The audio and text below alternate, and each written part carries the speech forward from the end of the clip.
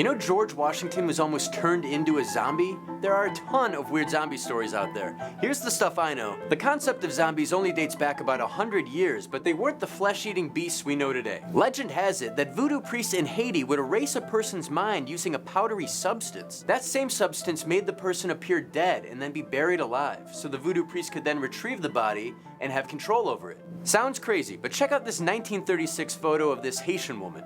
She looks a little out of it. That's because she died and was buried in 1907. Her family identified that it was her, but by then she had no memory and no emotion toward anything. That story was featured in Life magazine and helped introduce Americans to zombies. But the first zombie movie had already come out in 1932. It was called White Zombie, and the plot dealt with that same Haitian legend. Now that movie later inspired Rob Zombie to name his band White Zombie. But while we're on the subject of music, do you know who sang that song, Time of the Season? It's the time of the season for loving.